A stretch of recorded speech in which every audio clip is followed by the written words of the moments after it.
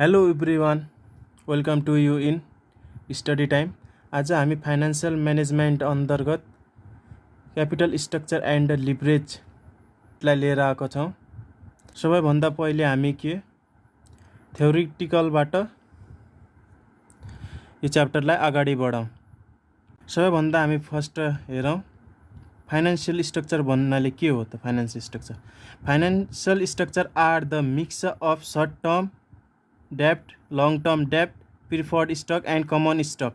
Thus, it consists of the entire items in liabilities and equity side of balance sheet of a firm. भन्नुको मतलब के रहेछ, financial structure भने के रहेछ, मिश्रण रहेछ के को सर्ट टर्म डेप्ट भयो, लङ टर्म डेप्ट, प्रिफर्ड स्टक एन्ड कमन स्टकको।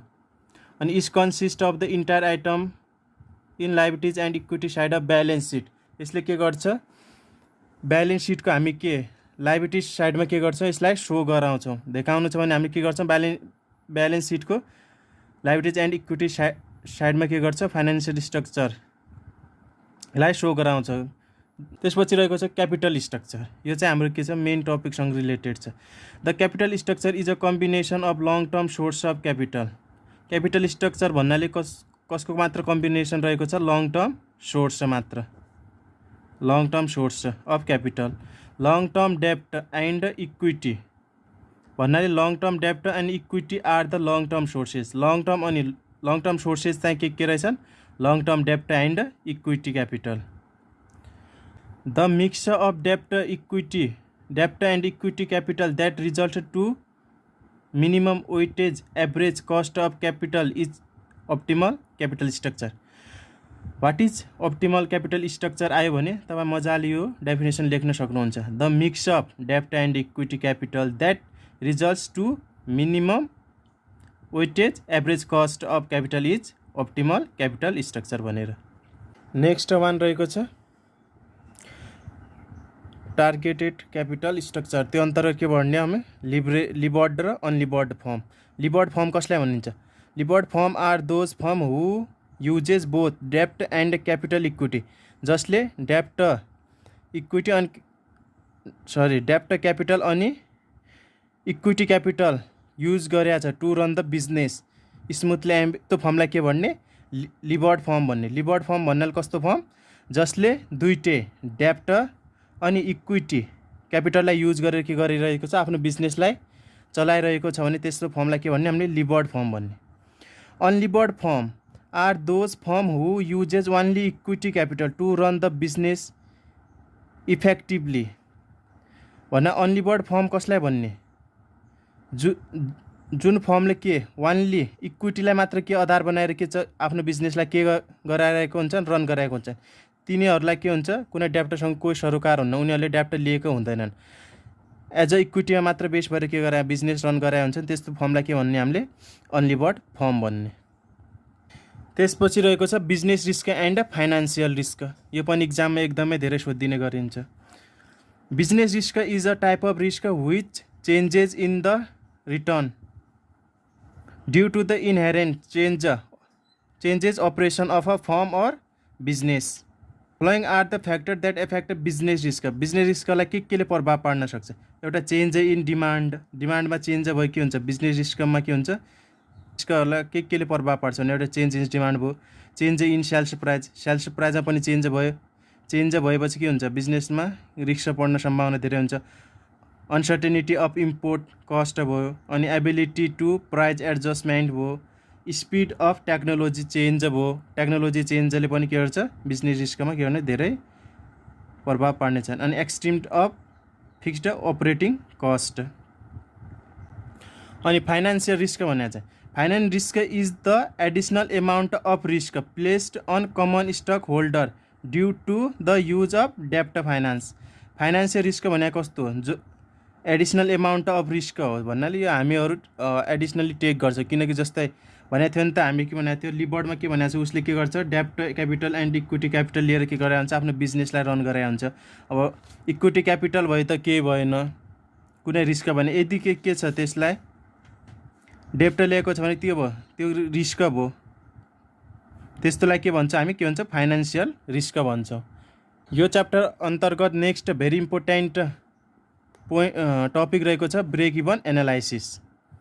ब्रेक इभन एनालाइसिस भन्नाले कस्तो हो कि त्यस्तो पोइन्ट हो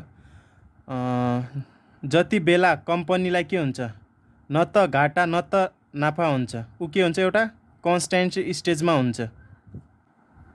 उसले के गरिसकेको हुन्छ, आफूले जति लगानी गरिसकेको छ नि आफ्नो प्रोडक्सन गर्नको लागि त्यो के गरिसकेको हुन्छ, रिकभर गरिसकेको हुन्छ। तर के उसलाई प्रॉफिट एक पैसा पनि के हुन्छ प्रॉफिट भएको हुँदैन।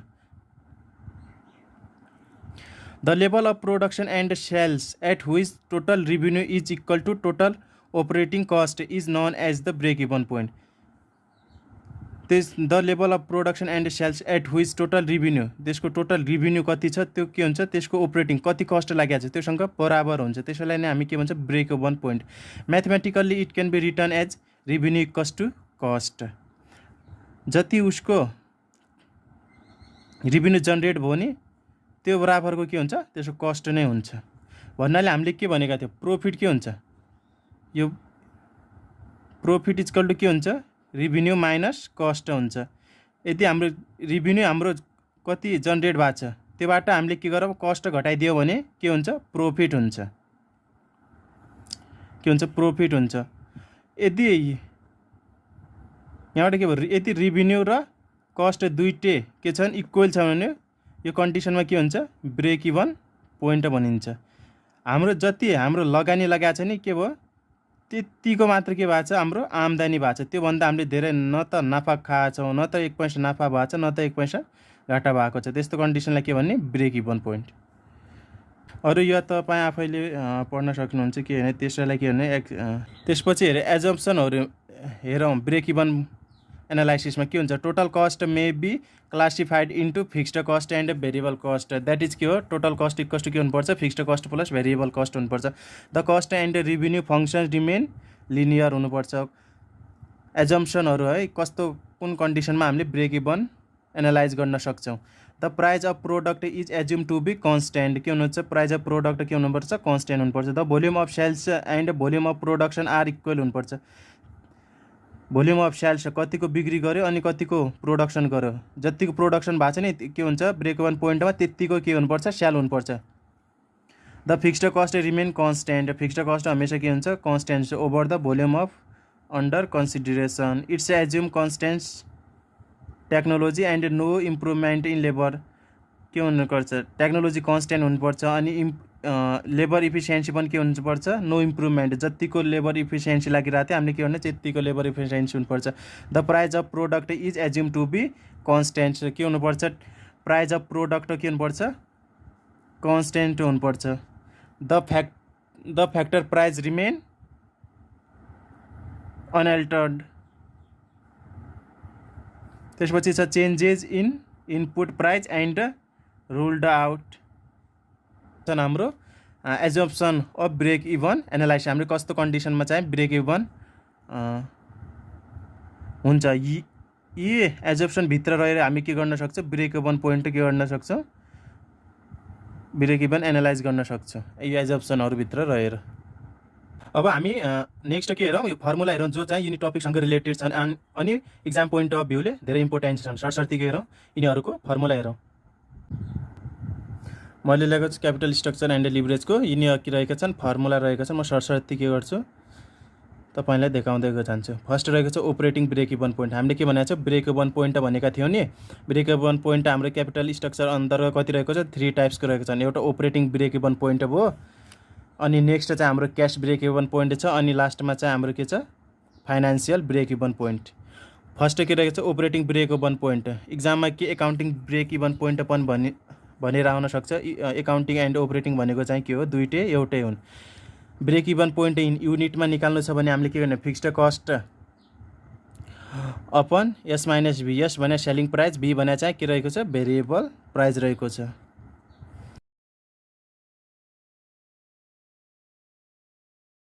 बीएपी इन आरएस निकाल्नु छ भने यदि आरएसमा ब्रेक इभन पोइन्ट निकाल्नु छ भने के गर्ने बीएपी इन युनिट दिएको हुन्छ त्यसलाई के गर्ने एसपीले के गर्ने इन्टु गर्ने। यदि break even point in RS निकाल्ने के छ अर्को फर्मुला रहेको छ के छ fixed cost upon contribution marginal ratio CMR भन्छ जसलाई। अझ यो CMR फाइन्ड आउट गर्नलाई के हुन्छ CMR गिभ के इक्वल्स टु के भयो टोटल मार्जिनल कस्ट। यो भने CM भयो अनि सेल्स भयो होल अपन सेल्स भयो। CM भने के हो total selling minus total variable cost. यो त हामीले के हुन्छ इन्कम स्टेटमेन्ट गिभन हुन्छ। इन्कम स्टेटमेन्ट हामीले त्यहाँबाट इजिली फाइन्ड आउट गर्न सक्छौँ। फर्स्टमा हामीलाई सेल्स दिएको हुन्छ, त्यसपछि के दिया हुन्छ COGS दिया हुन्छ, त्यसपछि हामीले नेट ग्रोस इन्कम भन्छौँ नि। ग्रोस इन्कम भनेकै टोटल कन्ट्रिब्युसन मार्जिनल कस्ट हो, यहाँ आउन सक्छ। त्यसपछि contribution margin per unit CPMB भन्नाले यो के भयो S माइनस B। हामी S माइनस B गर्छौँ नि यसलाई, यो रहेको छ यो S माइनस B। हामी यसलाई के पनि भन्न सक्छौँ CMPB। यो भन्नाले कन्ट्रिब्युसन मार्जिनल पर युनिट रहेको छ। EBIT निकाल्ने फर्मुला के रहेको छ Q भने यो चाहिँ के हुन्छ युनिटमा हुन्छ, त्यसपछि S माइनस B हामीले भन्छौँ, त्यसपछि माइनस फिक्स्ड कस्ट। त्यसपछि रहेको छ यो EBT, यो चाहिँ earning before income and tax भयो। यो अर्निङ बिफोर के भयो ट्याक्स मात्र भयो। यो निकाल्नको लागि के गर्ने Q S minus B minus fixed cost, यो के भयो EBIT भयो। EBIT के गर्ने 1 माइनस ट्याक्स गरिदिने। EBIT लाई के गर्ने फर्स्ट EBIT क्यालकुलेट, त्यसलाई के गर्ने 1 माइनस T भने यो ट्याक्स भयो। ट्याक्सबाट के गर्ने ट्याक्स घटाउने, 1 बाट ट्याक्स घटाउने जस्तै। त्यसपछि नेक्स्ट रहेको छ cash break even point. Cash break even point निकाल्नको लागि हामीले के गर्ने फिक्स्ड कस्ट के हुन्छ हामीलाई गिभन हुन्छ, त्योबाट के गर्ने डिप्रिसिएसन घटाउने अनि S माइनस B अनि fixed cost minus non cash expenses अपन S माइनस B। यता डिप्रिसिएसन पनि दिएको हुन्छ, त्यो घटाउँदा पनि त्यो घटाउने। यदि नन क्यास एक्सपेन्सेस कुनै छन्, त्यो गिभन डाटाभित्र कुनै नन क्यास एक्सपेन्सेस कुनै छ भने त्यसलाई पनि के गर्ने फिक्स्ड कस्टबाट घटाएर के गर्ने S माइनस B ले के गर्ने डिभाइड गर्ने। हाम्रो लास्ट रहेको छ financial break even point. BEP in unit निकाल्नु छ भने के भने fixed cost plus interest plus dividend per share. यो चाहिँ के हुन्छ गिभनै हुन्छ। यदि यो गिभन छैन भने हामी के राख्छौँ डिभिडेन्ड पर सेयरको ठाउँमा हामी 0 हाल्छौँ। 1 माइनस T भनेको tax whole upon S minus B भने selling price per unit minus B भने भेरिएबल कस्ट पर युनिट। यदि हामीले क्यासमा निकाल्नु छ भने सेम के गर्ने break even point in RS भने त्यो हामीले क्यासमा निकाल्नु छ भने BEP इन्टु SP गर्ने। अनि अब हाम्रो चाहिँ लिभरेज निकाल्नको लागि हाम्रो लिभरेज पनि हाम्रो के छन् 3वटा टाइप्सको छन्। फर्स्ट वान के रहेछ degree of operating leverage, second one के छ डिग्री अफ फाइनान्सियल लिभरेज अनि हाम्रो थर्ड चाहिँ के रहेछ डिग्री अफ टोटल लिभरेज। हाम्रो के छ ब्रेक इभन पोइन्ट पनि 3 टाइप्सको छ, लिभरेज पनि 3वटा छ।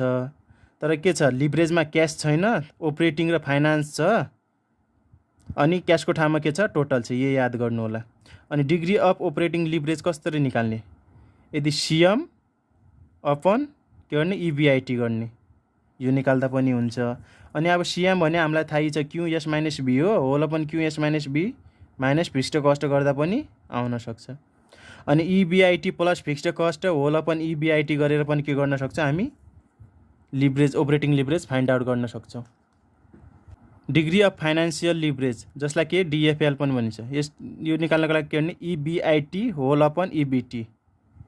यसलाई यो फर्मुला एक्सपान्ड गर्दा के भयो EBIT को EBIT भयो। EBT भने के हो EBIT माइनस 1 गर्दा हाम्रो के आउँछ EBT आउँछ, त्यही भएर के गरे EBIT माइनस 1 गरेको छ यता सेम।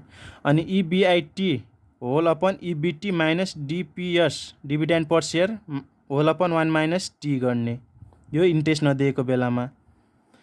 अनि यो चाहिँ EBIT minus interest minus DPS upon 1 minus tax dividend per share दिएको खण्डमा हामीले के गर्ने यो फर्मुला युज गर्ने। यदि डिभिडेन्ड दिएको छैन भने हामीले सिम्पली यो फर्मुला युज गर्दा पनि हुन्छ EBIT अपन EBT भनेर।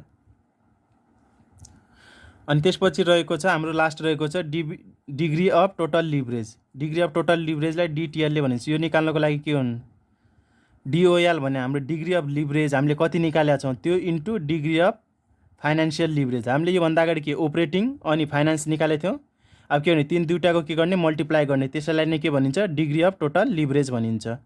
अनि यसको अर्को फर्मुला चाहिँ रहेको छ CM divided by EBT, earning before tax. अब नेक्स्ट वान रहेको छ हामी लिभर्ड।